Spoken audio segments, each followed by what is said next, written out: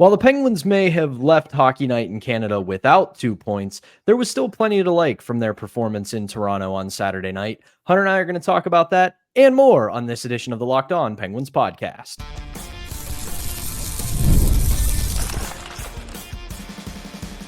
Your Locked On Penguins, your daily podcast on the Pittsburgh Penguins, part of the Locked On Podcast Network, your team every day.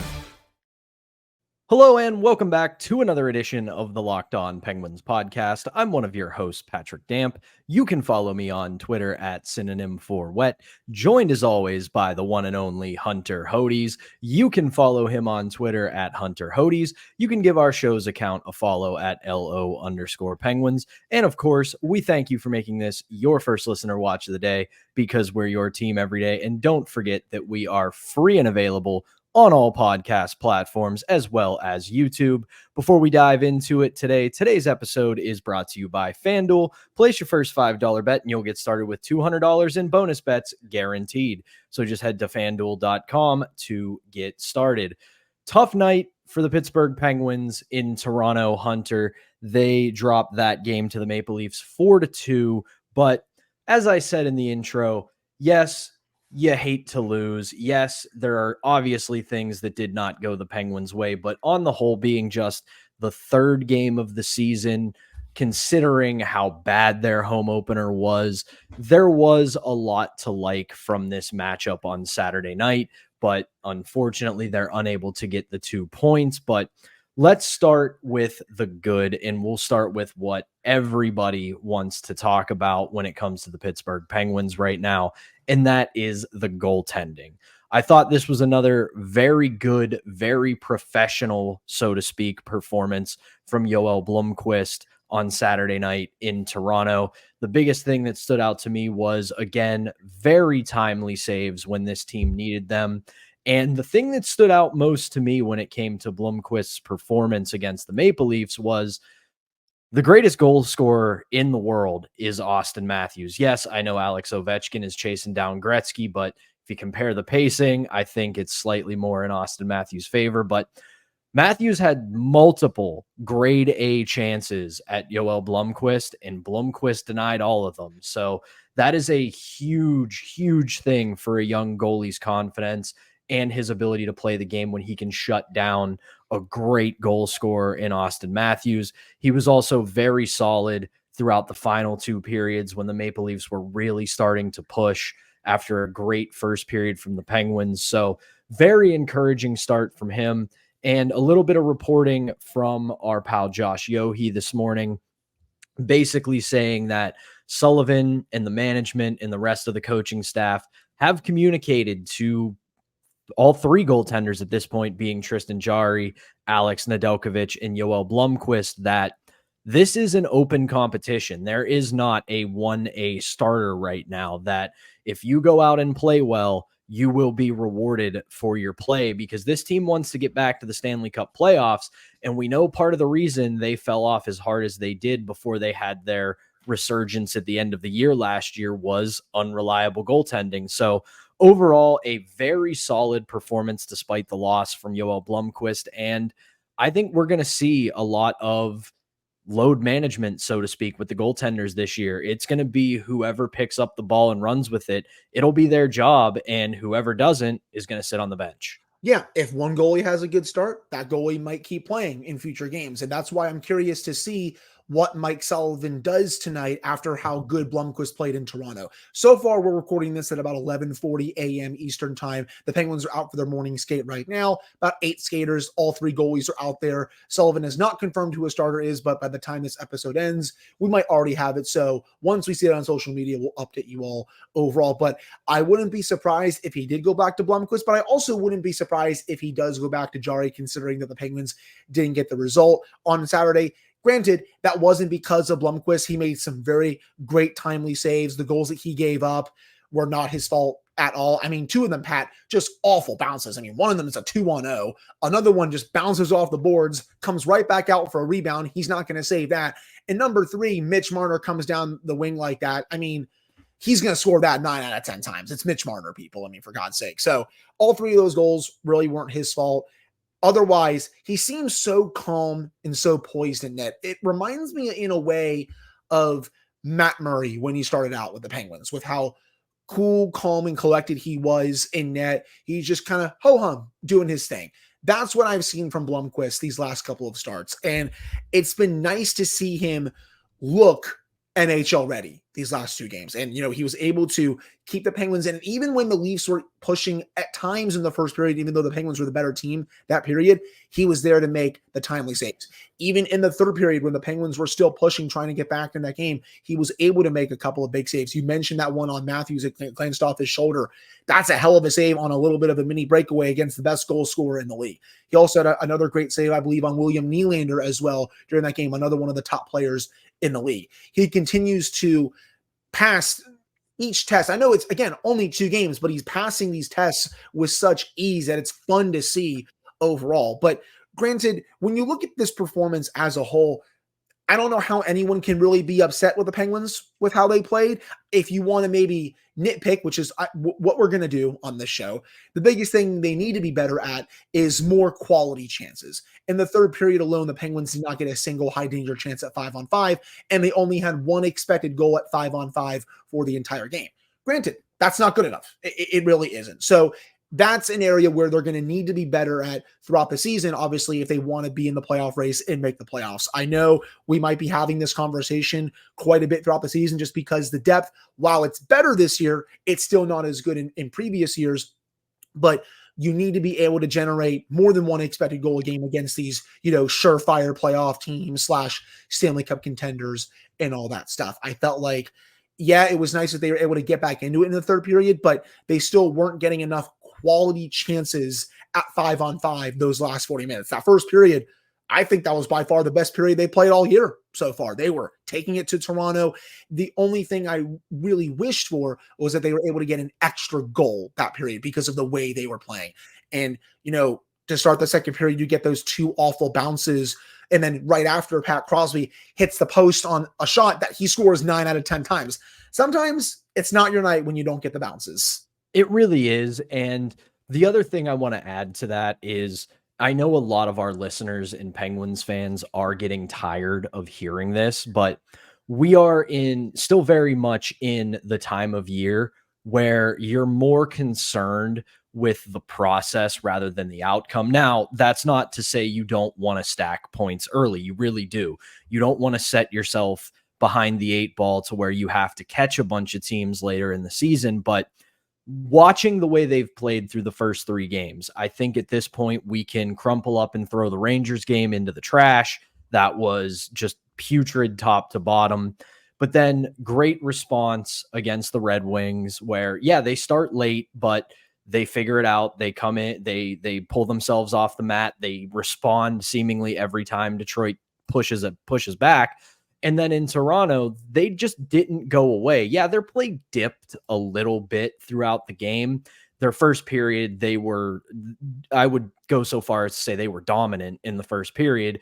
And rare is it that teams are going to be able to put together a dominant 60-minute performance. There's always going to be pushback. And Saturday night, when you look at the people who produced for both teams, this was a heavyweight fight. This was all the big guns coming to play for both teams. Letang gets the power play goal with assists from Crosby and Malkin. Then William Nylander, Matthew Knies scores, Mitch Marner scores, Nylander gets the empty netter, Raquel gets the goal to pull them to within 1, and Malkin gets another assist on that, giving him, which we must congratulate him for, 1,300 career points, a huge milestone for Gino. But this is the kind of game that you expect to play against the Toronto Maple Leafs where, yeah, your depth should help out. You want them to help out, but it's a game with so many stars, so much star power and talent that you're just going to trade haymakers back and forth because that's how good these teams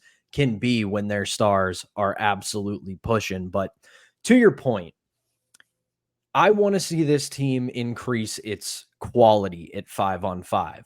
You look at how many shot attempts they've had through the first 3 games, and they're willing to shoot the puck this year. This is a huge change from last year. They are not holding on to the puck very long. They are attacking the net. They are putting the puck to the net. and they're willing to shoot, but you see how often these shots are getting blocked. You see how often they're missing the net. And while I'm never going to be against a team shooting the puck more, because what's the worst that can happen when you shoot the puck? Oh no, it maybe goes in the net, but they have to be a little bit more selective with their shots, just because when you're getting them blocked, when you're missing the net, when they're not getting through, that's all well and good. So just maybe one split second longer, pick your head up. If you see there's a guy in front of you, maybe wait, try to change the angle, or at the very least, with the way they've changed their forechecking and in offensive zone attack this year, put the puck low and go to work, because when they were dominant in the first period, they owned the puck behind the Maple Leafs net. And this is starting to show some effectiveness. So rather than just taking a low percentage shot up high to the net, put that puck down low, go back to work, get your guy to the middle, and open up that lane for a better chance. So overall, happy with the performance, not happy with the loss. One thing I was happy with, and I believe Hunter was happy with as well, is the Penguins power play once again for another straight game. And we are going to talk more about that as well as the week ahead here in Penguins land in our second segment. But first, we have to tell you about our first sponsor, and that is Hims. Guys, sometimes intimate moments can happen spontaneously, and we always want to be ready to perform in the bedroom. Hims provides access to treatments that can help you stay hard and last longer, giving you that boost of confidence so you can be ready whenever the mood strikes. Hims is changing men's healthcare by providing you with access to affordable sexual health treatments from the comfort of your own couch. Hims provides access to a range of doctor-trusted ED treatments like chewable hard mints and Viagra and Cialis, and their generics for up to 95% cheaper. The process is 100% online, so there's no need for uncomfortable doctor's visits. Just answer a series of questions on their site, and a medical provider will determine the right treatment option. If prescribed, your medication ships directly to you in discreet packaging for free. No insurance is needed, and one low price covers everything from treatments to ongoing care. With hundreds of thousands of trusted subscribers, Hims can find you the ED option that works for you. Start your free online visit today at hims.com/lockedon. That's HIMS.com/lockedon for your personalized ED treatment options. hims.com/lockedon. The products mentioned are chewable, compounded products which are not approved or verified safety or effectiveness by the FDA. Prescriptions require an online consultation with a healthcare provider who will determine if appropriate. Restrictions apply. See website for details and important safety information. Subscription required. Prices may vary based on product and subscription plan. All right, welcome back to the Monday edition of the Locked On Penguins podcast. I'm Patrick Damp. That's Hunter Hodes. And another game comes by, another game where the Penguins score a power play goal. As I texted to you, that power play goal in the first period by Chris Letang, boy, oh boy, he leaned into that puck like it owed him money. What an absolute rocket from Chris Letang on the power play. But again, it gets into exactly what we have been talking about with what this power play needs to do to get better this season. It's a willingness to move the puck quickly. It's a willingness to attack. And of course, it's a willingness to shoot. They did not stand around on this power play. They were moving throughout all of it, and they were able to open up that shooting lane for Chris Letang. Would I have loved to see somebody else in front rather than kind of off to the sides when he lines up for that shot? But it was a perfect rocket from Chris Letang. It goes in.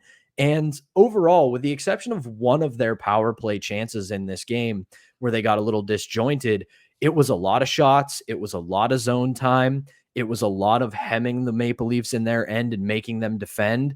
And it's been a very encouraging sign through 2 of the 3 games this season, Hunter. Yeah, at least to start the season, this is a different power play this year compared to last year. And if you're not seeing it, well, I encourage you to put the tape on, honestly. The movement has been so much better. The way that they're able to move the puck is so crisp. And look where that shot came from. It wasn't just a harmless little shot from 50 to 60 feet out. No, Letang came down right near the circle and blasted away. Stolarz had no chance on that puck. No. Honestly, I don't think any goalie makes that save with how Chris Letang fired it. And it was nice to see Letang fire that puck because I feel like I've been saying quite often when he's quarterback the power play throughout these last several years that he sometimes doesn't shoot enough. Well, he sure did here. And I want him to keep doing that on the power play. I feel like he has an underutilized shot on this unit that needs to be unlocked more, because if it is, you can have more garbage cleaned up around the net. Someone like Brian Rust around there, Sidney Crosby with the way he's moving around. Heck, Evgeny Malkin's been moving around to the net front area.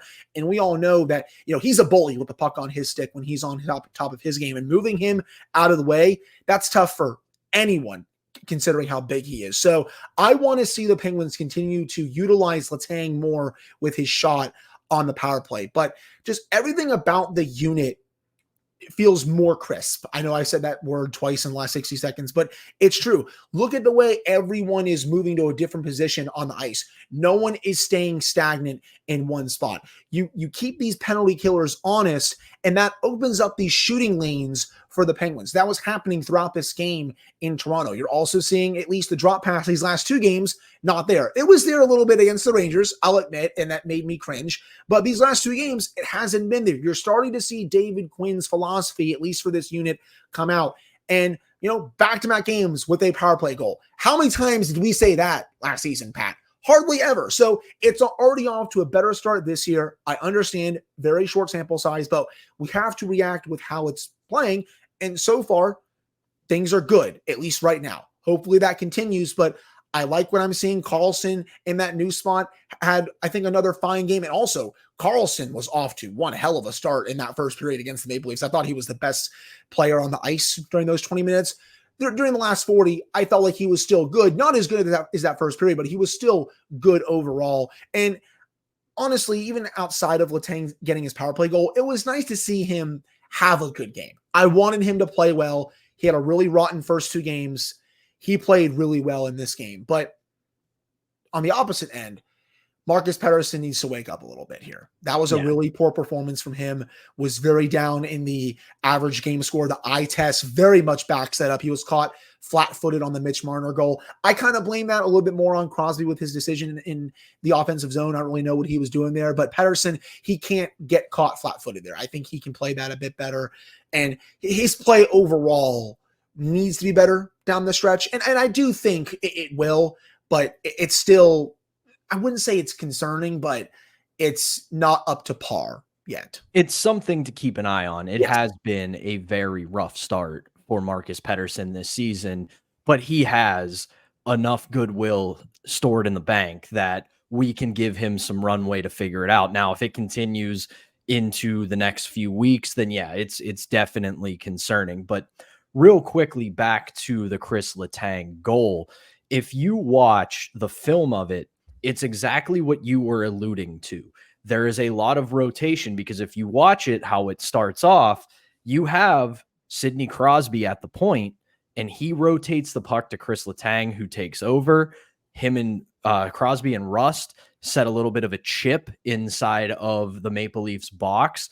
And then that pull, as Rust starts to pull to the front of the net, he takes the defenders with him, giving Chris Letang that time to figure out what his next option is, and that's what opens up the shooting lane, because the Maple Leafs both have to respect that there's a guy right in the middle of the ice, right in the slot in a prime scoring area, and we can't lose him, but we also have to respect the puck carrier, because if he gets a shot or moves this to somebody in a prime scoring area, then we're screwed. So that was really, really good rotation of both the puck and bodies on the power play. And like you said, it's early. It's only 3 games, and it's not like we're going to say it's solved. Everybody start planning the parade, but these are the encouraging signs we needed to see early in the season to show that this power play has figured out what the issues are, and they're going to start utilizing the talent they have at their disposal to make it a legitimate threat. So right, and just you look at, sorry, I didn't mean to interrupt you. No, you're good. You're good. Go ahead. Look at the quick decisions that they're making outside of the Rangers game. No one is hogging the puck for more than they need to. You're keeping the penalty killers honest. Again, the movement is great. Everyone is also in a prime scoring area, it feels like, on this power play as well. There's really no passiveness compared to last year, especially these last 2 games. It's looking like an actual functioning power play unit with all this world-class talent on it. It's crazy that with a new coach putting some new ideas in there, at least for 2 games, that you can get more out of these players compared to whatever the heck we saw last year. Again, put the tape on, people. If you're not seeing the adjustments, please put the tape on. They're right there in front of you. What how absolutely low the bar is that we see a functioning power play and we're just ready to pop the champagne for it because we've been missing it for an entire year.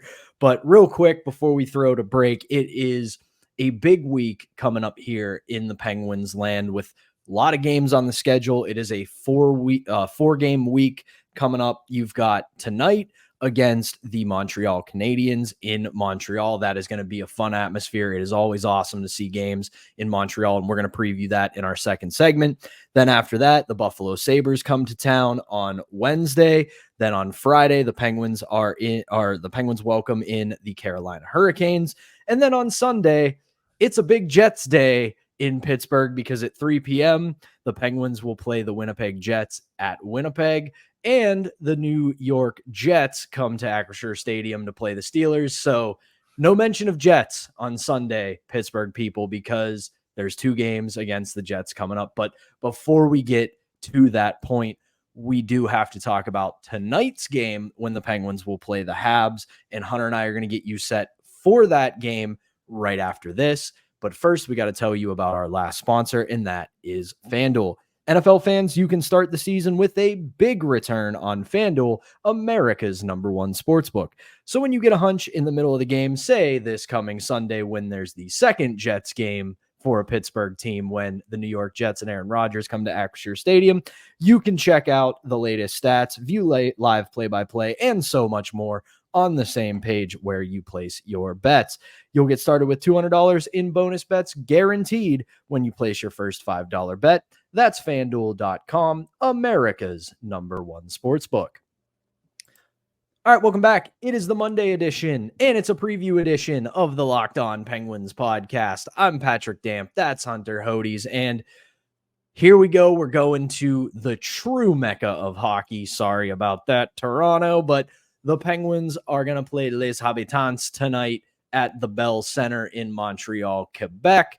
And don't sleep on the Montreal Canadiens, man. This team is off to a solid start, and a lot of it is thanks to one of the most electrifying young stars in the game, and that is Cole Caulfield. He's having a heck of a start to the season already with 4 goals in 3 games, and helping him out is another young superstar defenseman who I think his name gonna be very much in the Calder discussion, and that is Lane Hudson. 4 assists in 3 games. And this team, man, like, don't sleep on the Montreal Canadiens. Marty St. Louis got this team playing very well early, and it's a young, fast team. So you got to figure the Penguins are going to have their hands full tonight. Right. And last year, the Penguins were able to beat them, but those games were still pretty fun, and they were all very close. Montreal played Pittsburgh very tough last year. In the year before that, the Canadiens, they beat them quite a bit, and their speed was giving the Penguins quite a few fits. I think you might see that on display tonight, just with the way the Canadiens have started the season.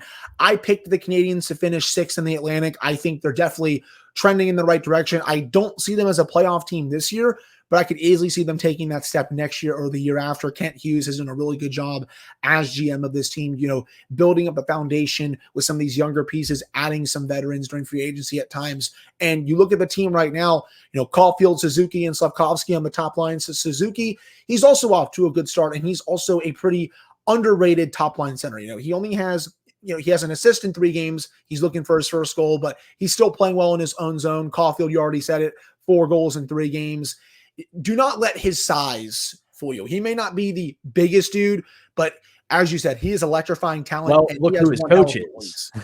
Look who his coach is, Marty St. Louis. Not the biggest guy, but one of the better players of the late 90s, early 2000s. Exactly. And he has one heck of a release overall. You have their second line with Alex Newhook, Kirby Dach, and Joel Armia. Brendan Gallagher, he's off to a good start this year. He already has 2 goals, 2 points in 3 games. Josh Anderson with Jake Evans, and then they have Christian Dvorak on the fourth line.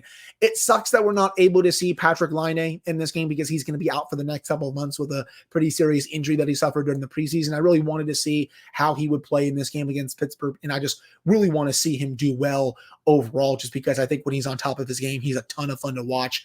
Defensively, old friend Mike Matheson on the top pairing with Caden Gooley. Matheson had a hell of a year last year, man. He was awesome for the Canadiens. I expect the same this year. And you said it, Lane Hudson. What a talent he is. His skating is top-notch. His playmaking ability is great. The way he's defended to start the year is awesome.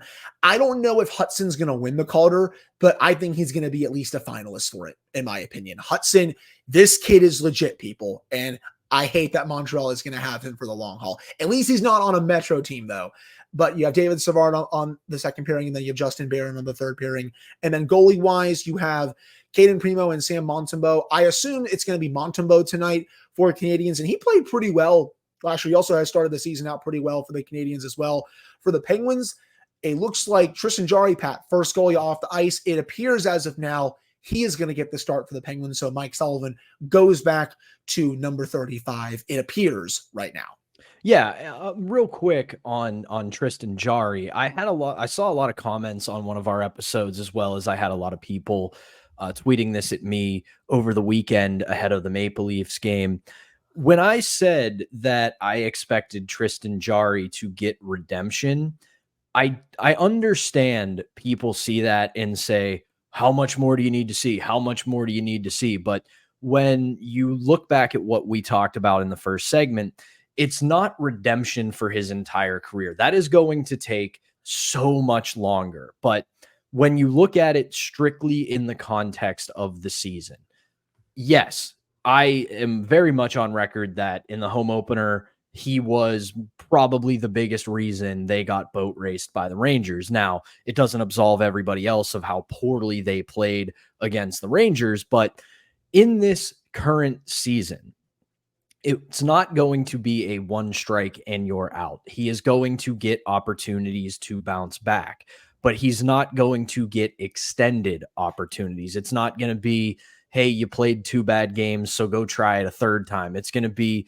you played a bad game, you're going to get a start in a few days, you have to bounce back there, and if you don't, we're going to go to the other option. So I understand them starting him tonight. He deserves and has the opportunity to bounce back this season. I'm not talking about his career as a whole. So there's that. As for the Montreal Canadiens, you can tell that this is a team, like you said, that their GM is really setting them up to be great in the long term, and they are just taking the next step. Because I look at their defense, right? And it's very similar to what we talked about with Detroit, where there's some solid pieces on that defense. Obviously, Lane Hudson, Arbor Xhekaj, both very, very talented, both have a lot of potential. But then you look at the rest of it. Obviously, Mike Matheson, that's an experience.